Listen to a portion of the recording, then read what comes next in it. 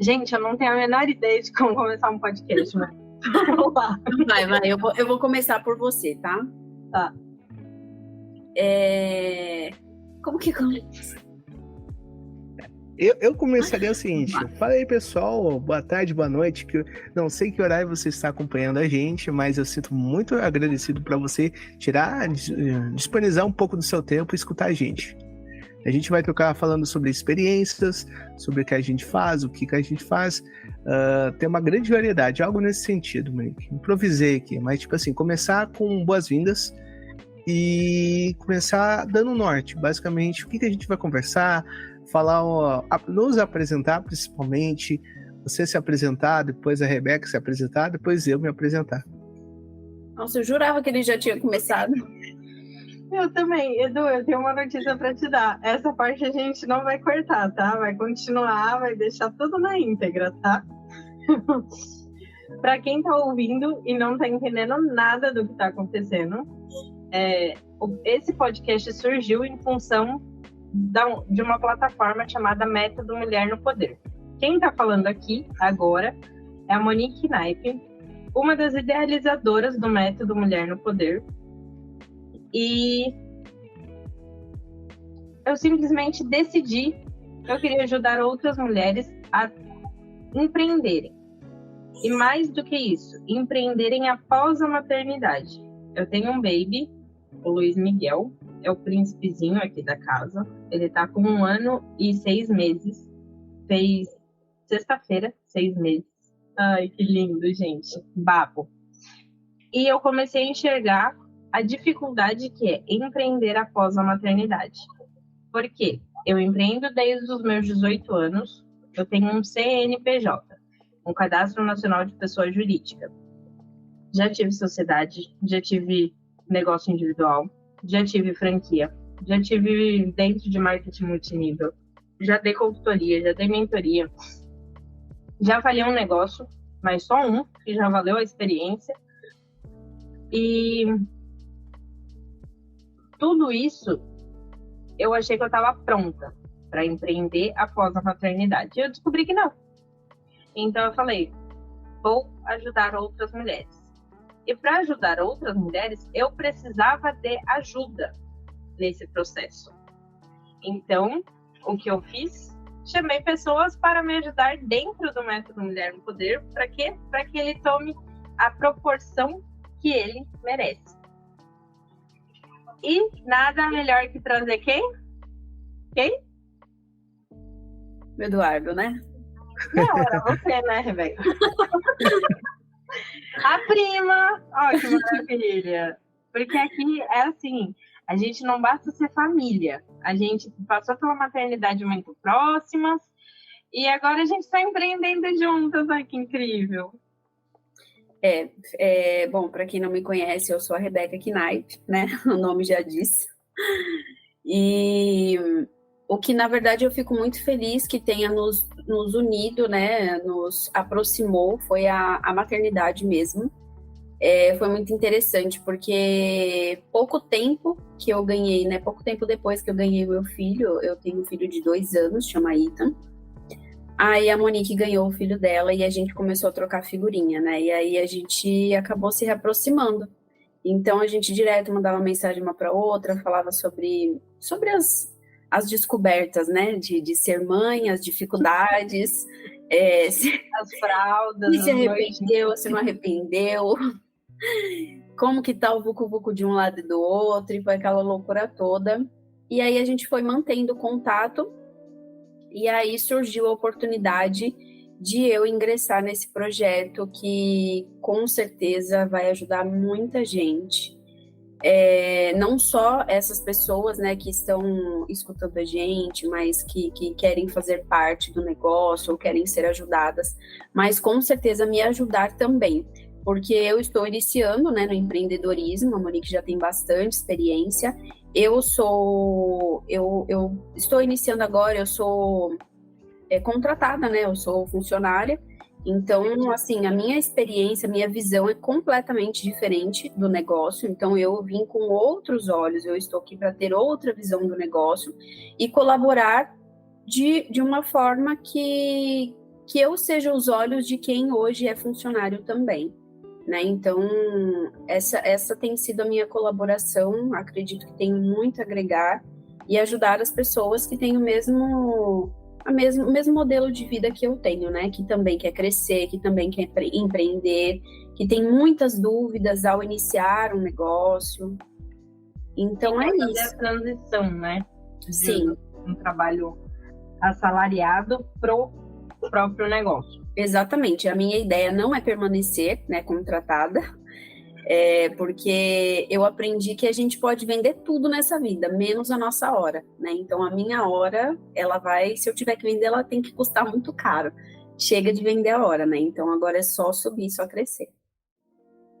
E além de mim e da Rebeca nesse projeto, temos um homem, sim! A gente faz a inclusão, né? Apesar de nós falarmos para mulheres, nós incluímos um homem nessa história toda, que é o Edu.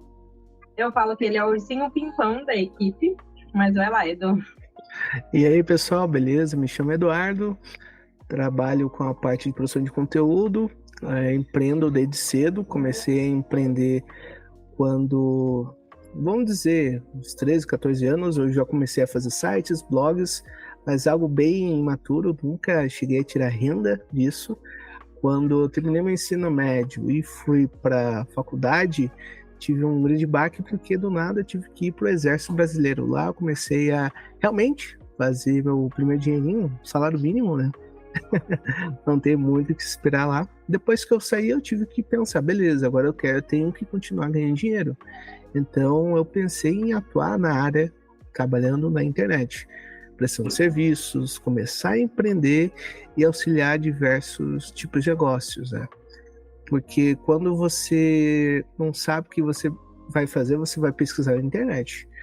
E quando você entende que você tem vocação para criar conteúdo, para fazer algo bacana, você só começa, não fica adiando, né? Porque se você ficar adiando, aquele momento nunca chega. Então, se eu for falar, meu principal foco está sendo ultimamente, eu faço faculdade de designer, mas eu tenho uma grande atração com vídeos. Vídeos me chamam muita atenção, do que o estático pode ser bacana, pode ser bonito, mas vídeos emocionam, traz emoções e as pessoas também ficam retidas, né? Ainda mais com essa geração que está cada vez mais nos celulares, em aparelhos domésticos, né? Passam seu tempo assistindo. Então, que é o melhor, né? O que eu imagino é você fazer um conteúdo que transforme e agregue na vida dessas pessoas. Como ele ama vídeo, esse podcast nunca sairá em vídeo. Já vou deixar isso bem claro que estamos na fase de só áudio. Até porque, para mim, o podcast ele é áudio. Foi para isso que inventaram a bagaça do podcast. Não sei que deturpação levou para depois virar vídeo. Mas uma coisa que nós não falamos, pessoal, eu não tenho problema. Quem tiver pode ficar à vontade. Eu tenho 34 anos atualmente e moro em São Paulo, capital. Mas não estamos todos num estúdio, tá? Gravando isso. Vocês já vão entender qual vai ser a dinâmica desse podcast. Bom, eu estou em São Paulo também, mas eu estou no Alto Tietê, eu sou de Suzano. E a ideia é que a gente se fale assim, né? Porque é justamente isso, é a gente mostrar para as pessoas que para a gente fazer um negócio, um projeto, né, e dar sequência nisso e ele dar certo, não necessariamente a gente precisa estar no mesmo espaço físico, né? Sim, não precisa ser só com a amiga que está ali todo dia com você ou com uma sócia que esteja presencialmente. A gente pode ter sócios longe. Eu tenho a Rebeca que está em Suzano e o Eduardo vai ter a honra de falar a idade dele. Bem, eu estou em Rio Grande do Sul, eu moro em Soledade, a cidade das Pedras Preciosas, tenho meus 23 anos, né? E estou muito feliz aqui, pois pensa comigo, a internet facilitou a nossa comunicação, a gente pode falar com pessoas do outro lado do mundo, principalmente, Pois pensa, no 20 anos pra cá, normalmente você estaria trocando cartas. Não, exagerei, mas você Não, tava. é verdade. Eu mandava carta pro meu marido quando eu namorava com ele. Eu conheci ele, eu tinha 14 anos, ou seja, 20 anos atrás. Eu mandava carta pelo correio pra ele. Tô esperando ele responder qualquer uma das minhas cartas até hoje, que ele não respondeu. Bom, eu tenho 34, tá? Eu não falei, mas eu também não tenho problema com isso, não. A gente tá na mesma, né, Monique? A gente tem poucos meses de diferença. Nós convivemos muito tempo juntas na infância, mesmo a Rebeca sempre morou longe. Para mim é ela que mora longe, não sou eu. É, relativo, né? Mas tudo bem. Agora, Mas o Eduardo falou uma coisa que eu achei interessante. A internet ela veio para facilitar muito a vida das pessoas. Ela traz uma série de conteúdos importantes, são relevantes, veio para aproximar as pessoas também, né? Não só a gente, assim, do mundo todo, só que tem que saber usar, né? Sim, essa é a grande questão. Bem, se a gente pensar, cada ano as crianças, meus irmãos, eu tenho 3 irmãos, eu sou o mais velho, eles estão sempre antenados com as conexões. Tipo assim, vamos supor, a minha irmãzinha usa o celular agora, 3, 4 anos, mas não usa direto, não. A gente limita 2, 3 horas, porque, tipo assim, ele não se deixar ficar o tempo todo. Querendo ou não, essa adição no mundo digital tem que ser gradual. Até meu primeiro celular, se for falar, foi com meus 10 anos. Eu tive minha primeira experiência, principalmente com o celular, foi basicamente um Nokia tijolão, aqueles flip, né, que você abria e fechava. Pô, só jogava o jogo da cobrinha nele. Naquele tempo ali, não faz muito, mas a internet não era boa, era mais ou menos discada, sabe? É uma internet rádio. Nossa, discada era da hora, que a pessoa pegava, ligava, o telefone tocava, a internet caía, e você ficava com raiva. Quem era o infeliz estava ligando no telefone. E daí ele fazia tipo, discando, né? Tic, tic, tic, tic. Trim, trim, pra daí conectar a internet. Gente, isso é muito velho. E olha que a gente nem é tão velho assim. Mas em pensar que, tipo, o Luiz Miguel, que é o meu filho, e o Ethan, que é o filho da Rebeca, não vão saber o que é isso quando eles... Não, eles vão ter a mesma sensação que a gente tem quando os nossos pais falam alguma coisa que a gente fala assim, não acredito que era desse jeito. Realmente, esse negócio da internet de escada é surreal, porque a gente demorava tanto tempo até conectar a internet e a gente ficava ali numa expectativa louca, esperando conectar para a gente fazer qualquer coisa na internet que a gente achava o máximo. Era uma coisa assim tão surreal, né? Tão inovadora mesmo. Então a gente ficava ali esperando até a hora que conectava e era maravilhoso. Você vê tudo que tinha ali disponível na internet. Nossa, realmente. E evoluiu muito, né? E assim, me dá um pouco de medo, é claro, né? A gente tem que pensar que vai ser bom, que vai ser incrível e maravilhoso, mas me dá um pouco de medo de imaginar para onde a gente está indo com toda essa evolução, né? Nossa, nem me fale. Eu comecei a pensar muito nessas coisas depois que eu engravidei. Começou a virar um mundo paralelo. Tipo, mas agora o meu filho, que eu tô deixando? Que mundo que ele vai ter acesso? Será que ainda vai ter água potável? Será que ainda vai ter a terra como ela é? Será que será que é surreal? Gente, o Edu não namora, então ele é solteiro, pô. Esse anexo, assim, que às vezes ele não entende do que a gente tá falando, principalmente na parte da maternidade. Mas candidatas, não se candidatem, porque ele tá proibido para namorar até o ano que vem, quando ele sair da faculdade. Ele já tá com a agenda lotada de compromisso. Com certeza, tipo assim, se eu for falar em serviço, eu gosto de digital principalmente, né?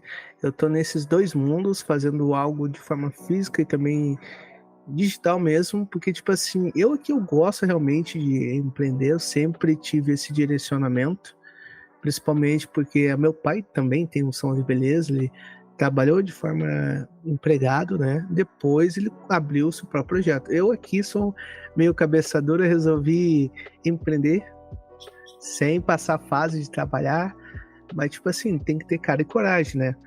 Por exemplo, a minha, vamos dizer, primeira experiência trabalhando, daria para falar que eu já tentei entrar numa gráfica, né? Primeiro dia eu fui um belo funcionário onde ele tinha diversos profits e eu acabei, não, vamos otimizar isso e colocar no forma do Trello.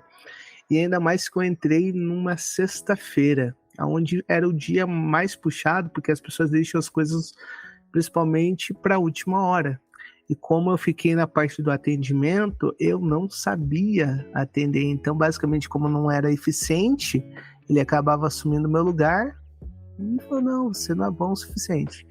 Então, depois disso, né, comecei a pensar em outras formas e aí que veio o Exército. O Exército foi basicamente uma porta de entrada onde você amadurece pra caramba, sabe? Nesse momento de amadurecimento, você acaba saindo da casa dos pais. Eu fui servir em Santa Maria, uma cidade grande, onde eu moro, numa cidade de 35 mil habitantes, fui para uma cidade de 250 mil. Nossa, 4 shoppings, era um lugar mais recheado também, era um lugar que era basicamente milico e universitários, era uma cidade mais esse polo, um polo bem jovem. Então, basicamente, sempre tinha alguma coisa, mas como tinha uma tendência naturalmente a trabalhar, acabei ficando muito lá dentro, né? Acabei, vamos dizer, desenvolvendo, aprendendo algumas habilidades que eu, com certeza, utilizo até hoje, principalmente você saber lidar com pressão.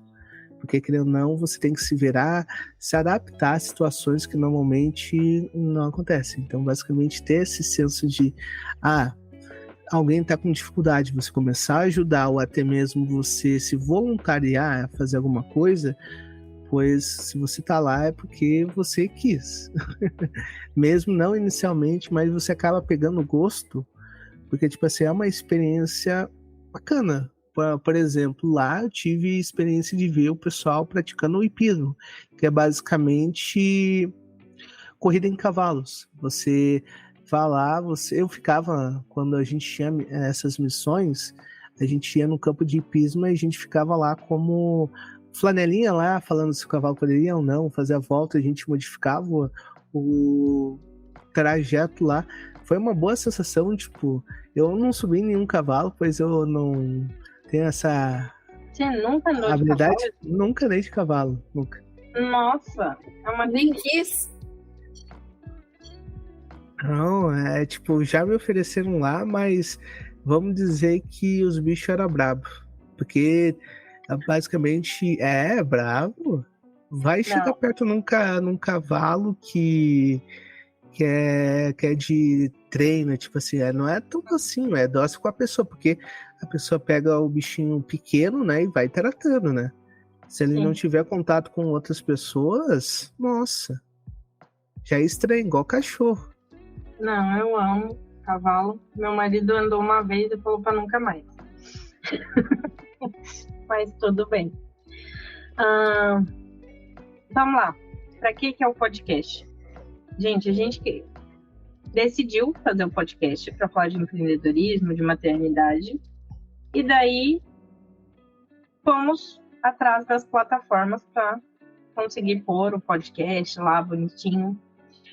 E daí a gente se deparou com uma informação que a gente não tinha pensado. Sem mentira nenhuma. A gente decidiu em uma semana que a gente ia ter um podcast. Nos unimos, demos start no projeto. Uma semana depois a gente falou, a gente pode fazer um podcast. Tá bom, vamos fazer um podcast. Vamos gravar quando? Próximo domingo. Começou a saga do podcast. Quando eu abri a plataforma, tem lá, nome do podcast. Eu falei, que nome? Tem nome. E estamos nós três aqui tentando pensar em um nome. Olha que incrível. É um desafio. Eu ainda não, porque pensa comigo, quando você tem que nomear alguma coisa, você pensa em algumas referências, você já pega algo que já existe e adapta, né? Até querendo ou não, eu vou dar um nome pro meu filho. Você pensa em significados que esse nome para compor o nome. Por exemplo, Eduardo, meu pai pensou, tem um rei chamado Eduardo, basicamente, um nome que tem uma entonação forte. Oh. Por exemplo, eu tenho meu irmão que é Henrique, Gustavo e Luísa. São nomes com uma entonação forte, são nomes pequenos, entre aspas, né? Não tem muito o que inventar. Até mesmo para projetos, por exemplo, na área do design, você pensa no seguinte, em nomes curtos, fáceis de você ler, você não inventa muito nome de inglês, porque tem essa barreira de entrada e que esteja no cotidiano das pessoas. Senão, vai ter pessoas que vão ler um nome, mas não vai associar, pois não está dentro daquele nicho. Daí, o que é até o nicho é basicamente o público que você quer atuar. Se você não fazer algo muito geralzão, eles vão ter dificuldade de entender o que é aquele assunto que a gente está trabalhando. É interessante. Quando eu era mais nova e eu fazia alguma redação, eu lembrei disso porque você falou da questão da associação, né?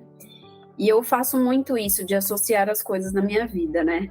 Então, quando eu fazia uma redação, eu tinha dificuldade de criar a minha redação em cima de um texto. É claro, né? O texto não, o título. O título, ele acaba sendo a base de tudo, né? Então, você escolhe um título e aí você cria a sua história em cima daquele título.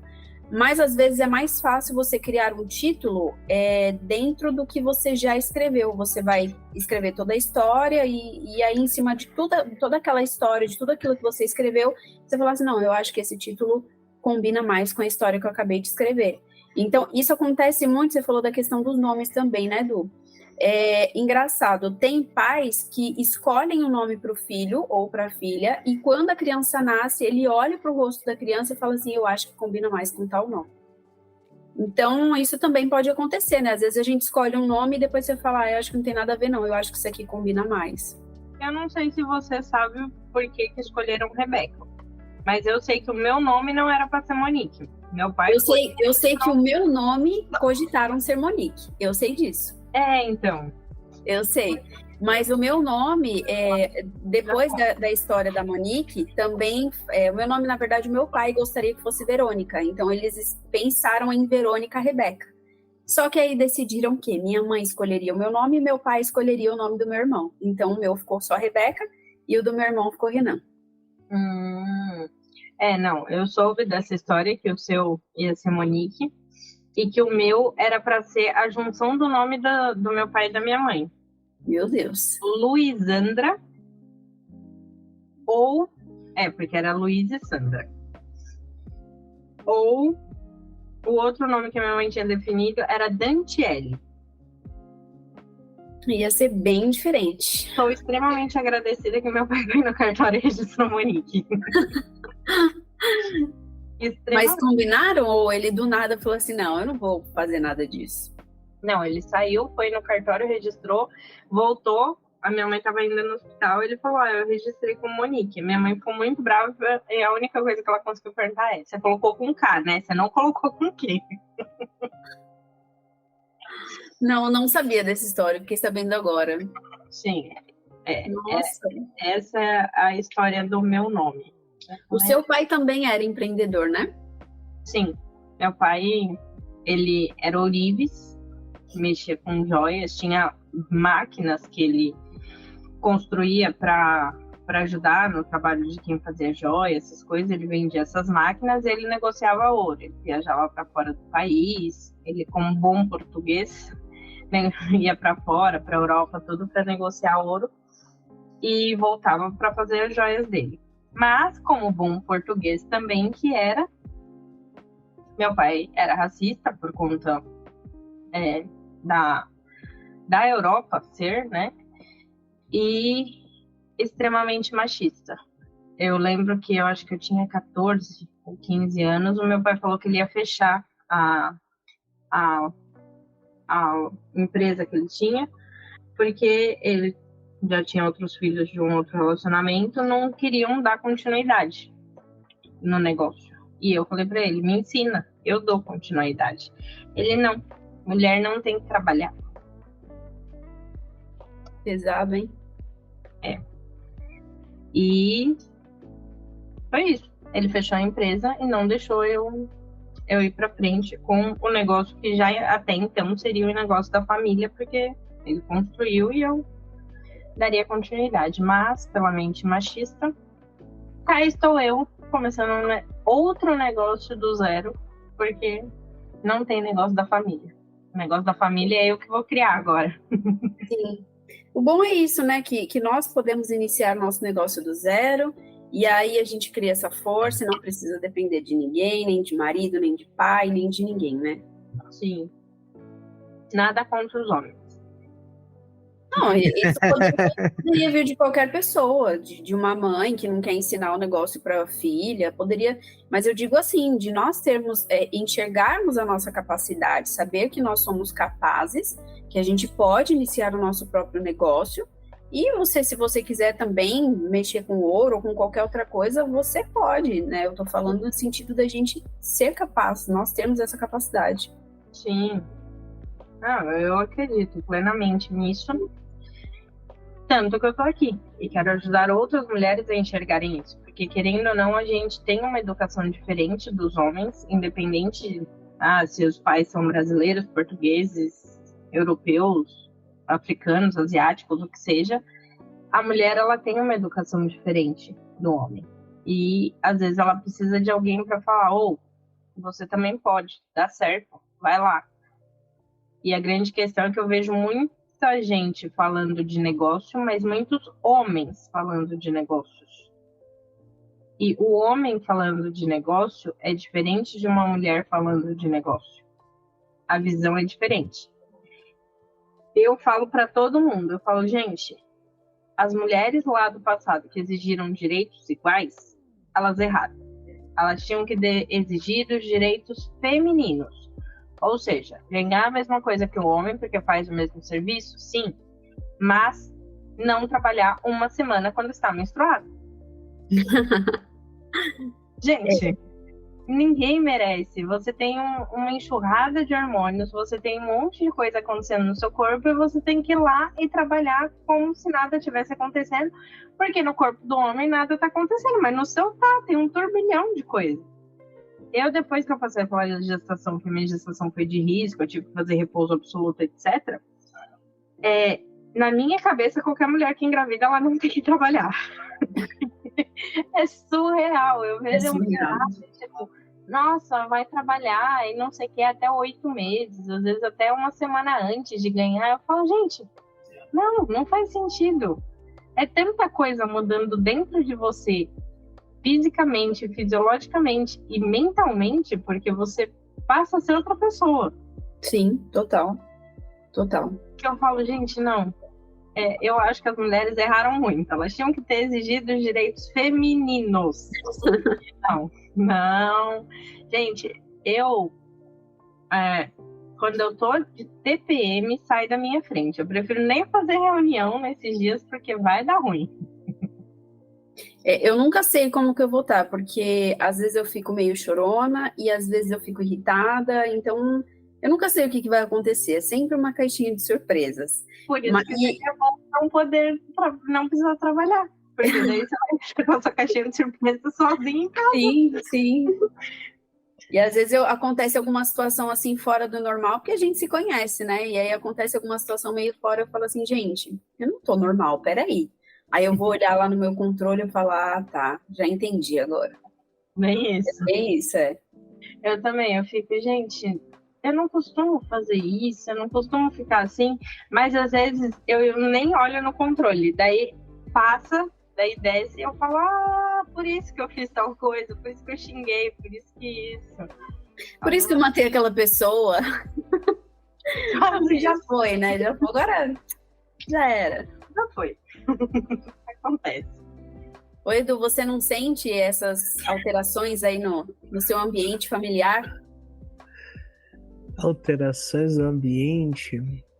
É porque, tipo assim, minha mãe é bem tranquila. Tipo assim, referente até à minha paciência, eu acho que eu herdei a paciência da minha mãe. Meu pai é mais... não é brabo, mais temperamental. Ele não tem tanta paciência ficar tentando uma coisa. Minha mãe tem uma paciência de Jó. Tipo, eu herdei isso. Eu sou uma pessoa extremamente paciente. Pra você conseguir. Duas mulheres no negócio, olha que paciência. Tem que ter muito. Bom, né? E duas mulheres que não têm um gênio fácil. Eu sou muito adaptativo.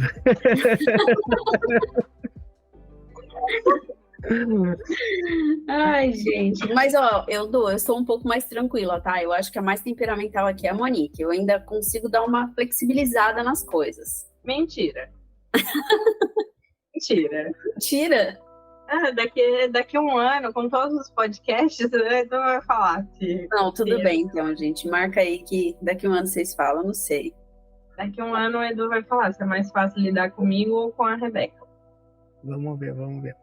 E voltamos para os nomes. A gente falou tanto em nomes nossos, né? Até mesmo também, principalmente a dificuldade, eu como design, em nomear. Eu não sou uma pessoa que gosta de fazer identidade visual, porque realmente é difícil você dar um nome para uma marca, dar um nome para um negócio.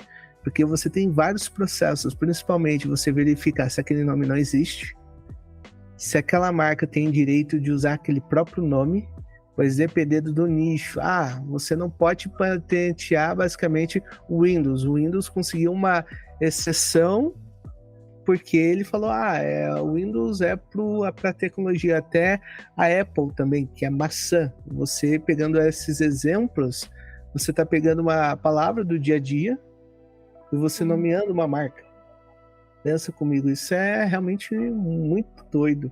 E até mesmo empresas, se a Apple vê uma empresa com uma fruta parecida que é a maçã, já mete para processo, porque é muito frequente, né? Até nesse negócio de empresas. Quando você tem um negócio muito pequeno, você não dá bola, você não corre atrás, porque isso, quem vai me processar por causa de um nome? Mas quando você começa a crescer o negócio, começa a divulgar, o negócio vai crescendo, e se você não correr atrás, vai ter alguém mal intencionado que vai querer te meter um processo do que 20, 30, 50 mil, porque já tem um domínio daquele nome faz tempo, e vê, essa pessoa está usando, vai ver comigo. E paft. Então, o método Mulher no Poder, ele já está em fase de registro de marca. Mas eu não pensei em fazer um podcast Método Mulher no Poder. Nem podcast Mulher no Poder. Porque temos uma imagem masculina também. Eu acho que nem combinaria, né? Não, no podcast não, porque o pessoal vai ouvir a voz dele pra falar, gente, mas não era só, sei lá, podcast As Mulheres, e daí tem um homem no meio. Sim. Com o Eduardo. Que Caio aí. Mas as pessoas iam escutar e pensar, de repente é Eduarda, né? Sei lá. Tem um monte de gente. Gente, falando em Eduarda, nada a ver, que eu lembrei de uma coisa. Eu tava vendo uma série na Netflix que é Sobrevivendo ao Paraíso, é o nome da série. E na série tem uma mulher.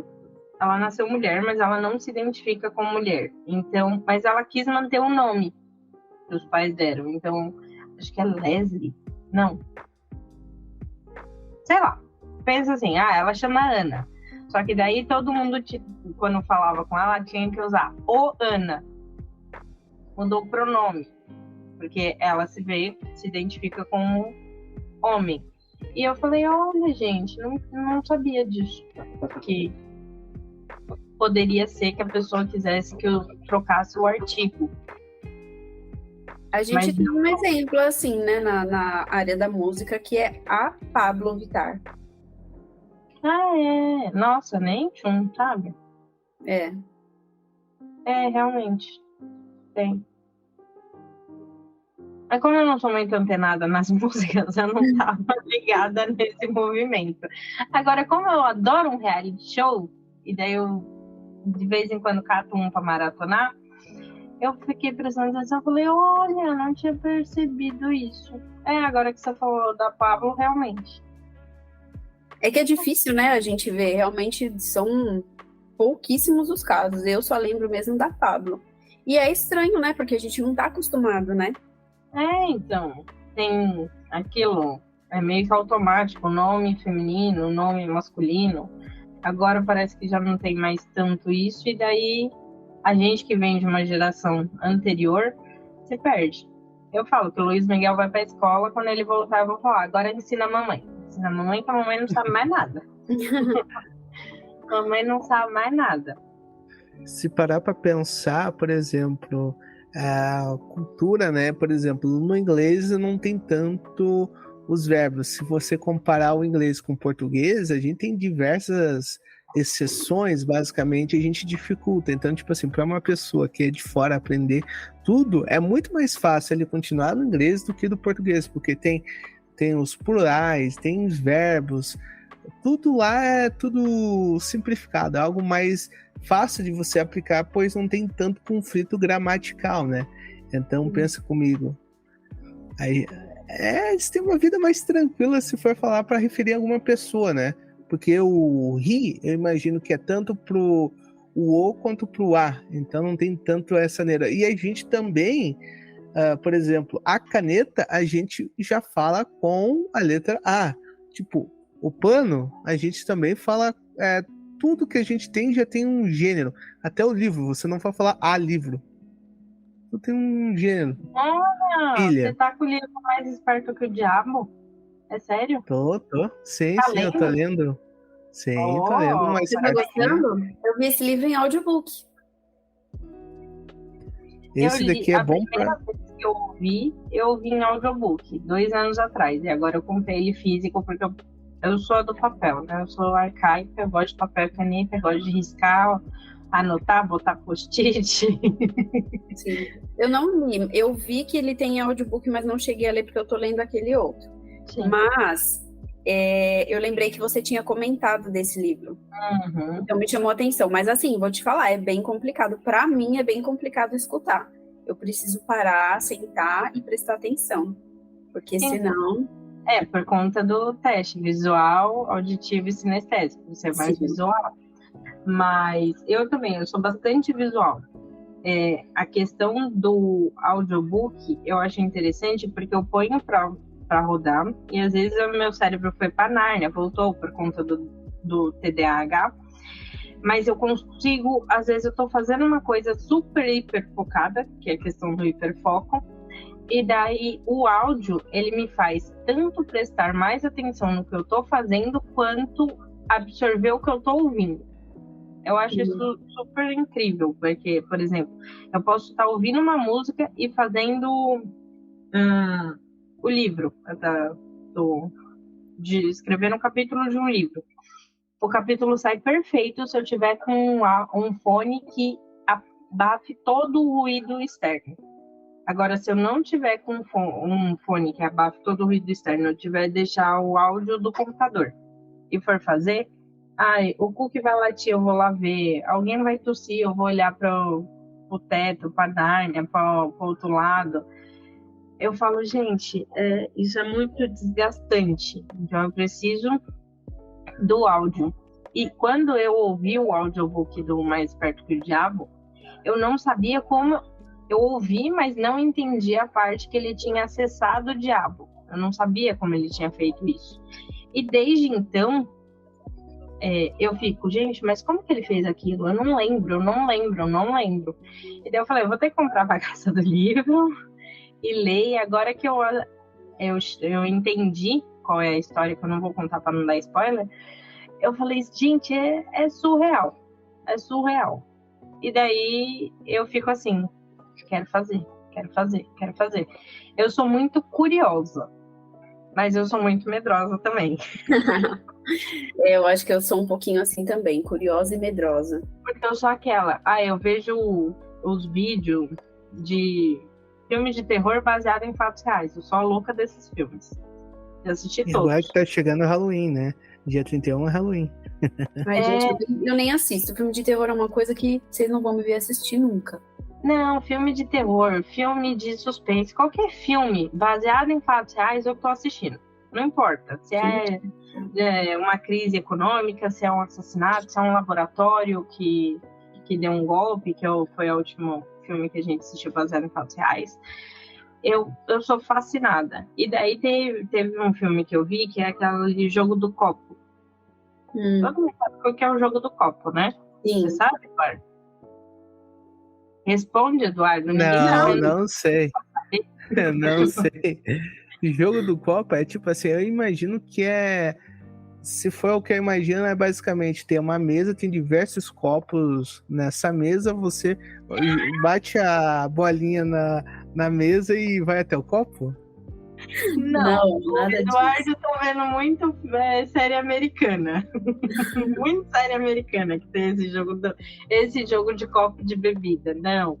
O jogo do copo por isso que eu pergunto sempre pro Eduardo. O Eduardo é mais novo, então tem algumas coisas que às vezes a gente fala que ele não sabe. O jogo do copo, você coloca um pano com todas as letras do alfabeto nessa mesa, em cima desse pano, coloca um copo no meio, e daí as pessoas colocam o dedo em cima do copo sem encostar no copo. E daí eu não sei o que faz. Eu sei que daí você faz a pergunta e põe tipo um sim ou não e as letras do alfabeto. E o copo vai se mover para responder. É tipo Yoji, então? Isso. É, tipo assim, é tipo, você fala, por exemplo, com um ente querido que faleceu e você vai se comunicando, seu dedo, eu aqui tenho medo disso, eu não gosto dessas mais partes, ou eu sou menos. medroso. Então, não, rolava muito na escola isso. Meus amigos de escola viviam fazendo essas coisas, assim. Nossa. Então, também na minha escola faziam, só que eu nunca participava. Mas eu sou muito curiosa, tipo, nossa, eu queria participar. Mas o meu filho falava, não vai, deixa quieto. Quem sabe a próxima? E a próxima nunca chegou. Aí você ficava só olhando de longe, né? Não, pior é que nem de longe eu não olhava, porque, sei lá, eu sou muito. Deixa quieto. Por exemplo, as pessoas falam, porque a maconha faz não sei o que, a cocaína faz não sei o que. Sou extremamente curiosa para saber o que é o que leva a pessoa a falar, nossa, viajei na batatinha, é um negócio legal. Mas já me ofereceram, eu falei, obrigada. Tô bem aqui sóbria. E nunca experimentei, mas eu fico assim, tipo, gente, eu quero tentar entender, mas não vou, né? É porque, tipo assim, a pessoa é curiosa. Por exemplo, quando você é pequeno, tem meus irmãos, quando você fala que não é pra fazer, ele testa pra ver como funciona. Por exemplo, até mesmo, não aperte esse botão, mas pensa, se eu apertar, o que acontece? Até mesmo você imagina cenários, por exemplo, quando eu tô na faculdade tem um ventilador que fica rodeando. E se aquilo cair em cima da cabeça de alguém? De uma pessoa com cabelo comprido. Eu sempre pensei. O que será que vai acontecer? Vai ser um vucu-vucu lascado. Gente, que sem noção. Não, sou curiosa, mas nem tanto. Voltando de novo ao nome do podcast. O Eduardo, eu sei que não trouxe nenhuma ideia, porque ele não consultou o chat GPT dele da vida. Porque a inteligência artificial é vida pro Eduardo. Gente, eu descobri eu esqueci agora o nome do programa, nossa, mas esse negócio de inteligência artificial tá top demais, hein? Pra usar Photoshop com inteligência artificial. Agora você ficou feliz. Nossa. Não, tem muito potencial, mas eu confesso que eu também tenho medo da capacidade da inteligência artificial. Até que ponto é útil e até que ponto passa de ser útil e se torna uma coisa que vai atrapalhar a evolução. Porque por exemplo, a gente pensa, eu e a Rebeca, a gente tinha que ler livro no colégio, livro de papel mesmo, abrir, ler. A programação de férias era ler tal livro, porque ia ter uma disputa quando voltasse das férias. Então tinha isso. Agora você não vê, a criança vai ler um livro, lê no iPad, lê no, sei lá qual é o nome dos negócios aí, mas lê pelo celular. É tudo tão tecnológico. Eu falo, gente, até onde vai pro bem e até onde deixa de fazer bem? Já começa pela questão da educação, né? Porque esse negócio de ler hoje em dia, não sei quem é que tá lendo na escola, quem não tá lendo, já não sei como é que é isso. Porque esses dias eu tava assistindo um vídeo, um cara fazendo pergunta assim para os jovens, né? Sobre uma equação básica, acho que era 6 mais 6 dividido por 6. Aí o resultado era, acho que 7, o resultado acho que era 7 e todo mundo falava que era 2. Gente, era uma coisa meio óbvia, sabe? E ninguém sabia fazer a conta. Ninguém soube, de, sei lá, 10, 15 pessoas que ele perguntou, ninguém soube fazer a conta. E era uma equação básica. Então já começa pela educação. Aí eu me pergunto, será que o ChatGPT vai ajudar? Ou será que ele vai piorar a situação? Né? Porque, querendo ou não, é uma ferramenta de pesquisa. Né? E você não vai simplesmente, é claro, né? Pode acontecer da pessoa simplesmente pegar um texto ou alguma resposta e copiar e colar e acabou ali. Mas muitos podem ler, né? Aí é aquela história. Você pode estudar numa escola particular ou numa escola pública. Vai do que você se esforçar para aprender, né? Vai da sua capacidade de querer aprender, vontade, na verdade, de querer aprender e praticar aquilo, porque o negócio está cada vez pior. Quem faz o curso é o aluno, né? Não é a faculdade ou a escola. Exatamente. O Edu tá aí é prova viva disso. No caso, vamos dizer um exemplo. Você no celular, por exemplo, eu só sei o número do meu pai, da minha mãe e talvez de alguma outra pessoa, porque, por exemplo, a gente não para decorar números, a gente adiciona tudo no celular, a gente terceiriza algumas coisas para outros aparelhos. E Sim. Também, vamos dizer, na faculdade. Faculdade é o seguinte, quando a pessoa termina o ensino médio, ele tem uma mentalidade que ele não precisa estudar para passar nas disciplinas. Isso acontece muito tanto no primeiro quanto no segundo semestre. Ele só vai levando os estudos e vai chegar no momento onde, vai estar num nível tão difícil, mas tão difícil que ele vai ter que se obrigar a estudar para conseguir passar nas matérias. E dependendo do assunto, a pessoa não acaba levando sério. Por exemplo, o empreendedorismo, uma coisa que eu gosto muito.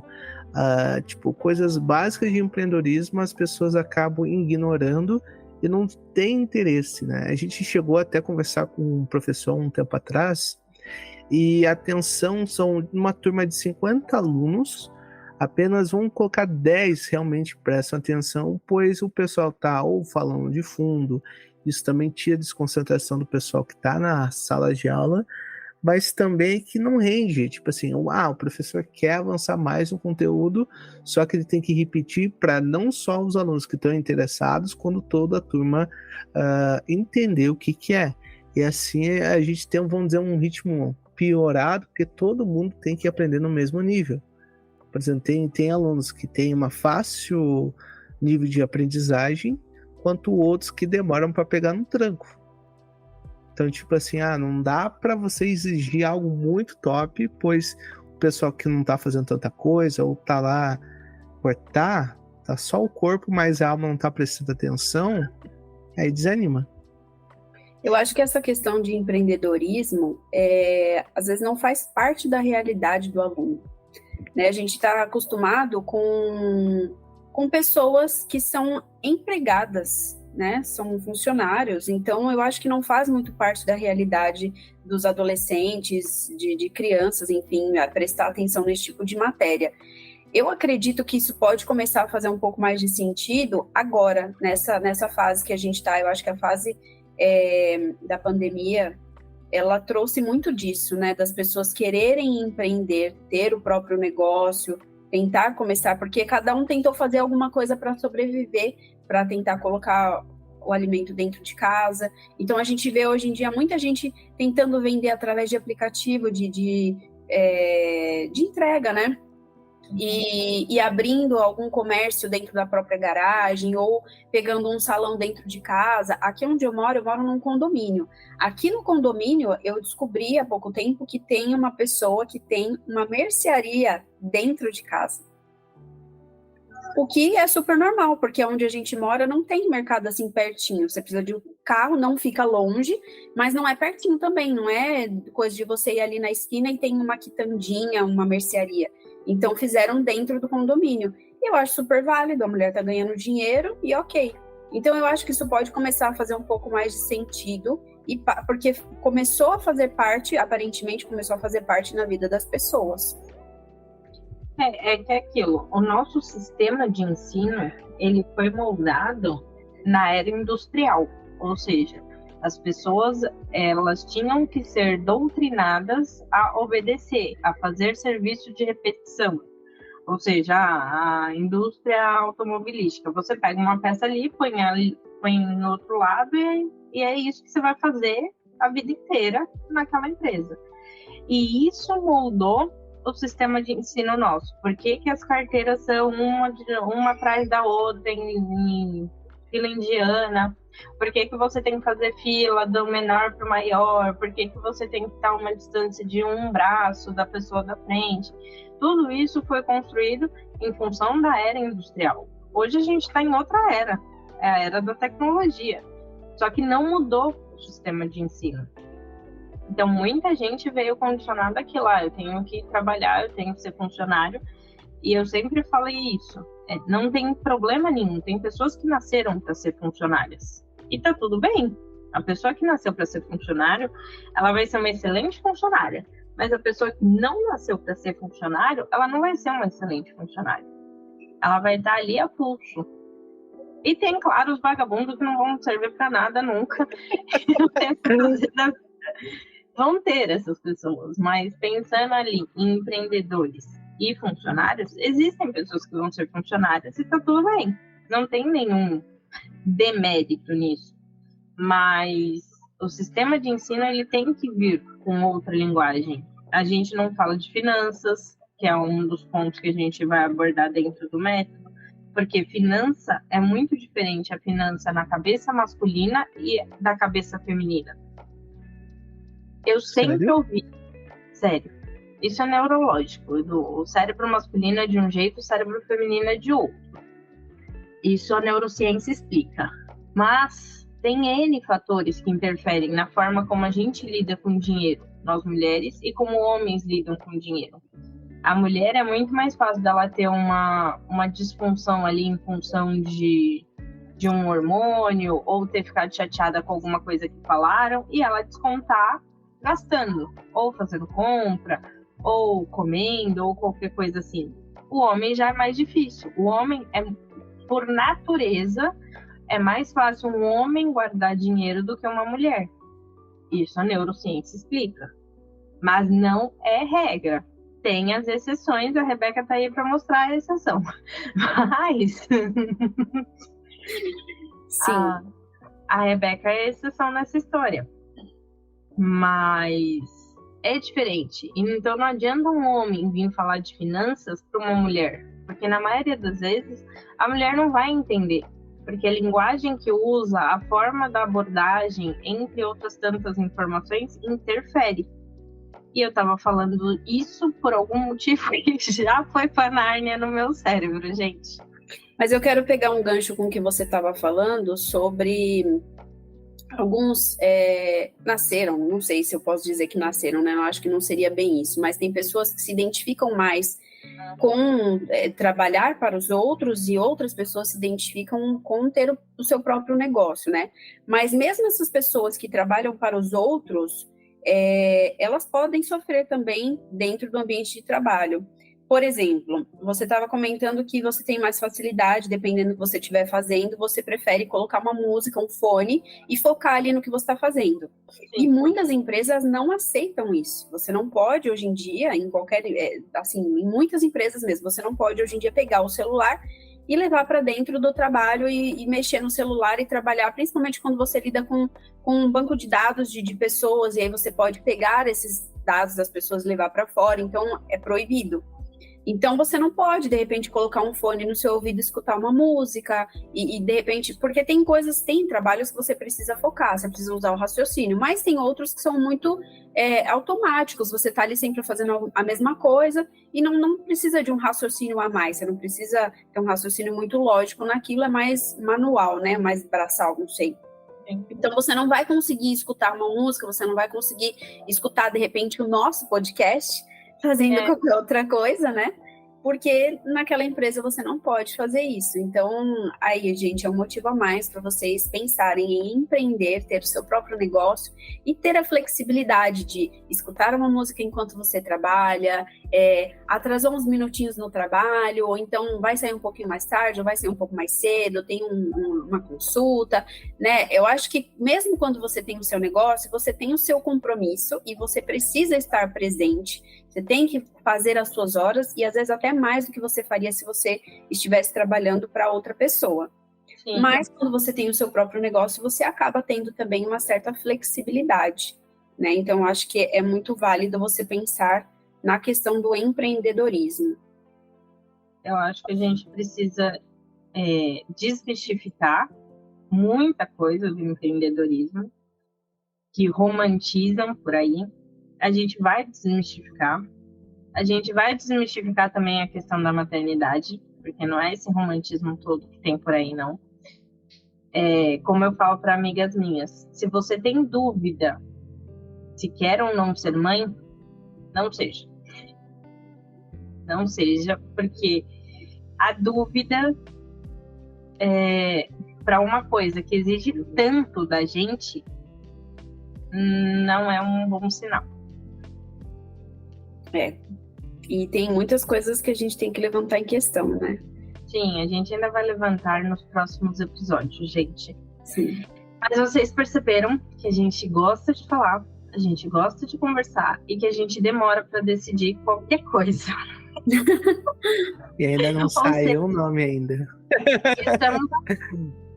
Vai dar 1 hora de podcast. A gente agradece a atenção de vocês, mas o nome não saiu.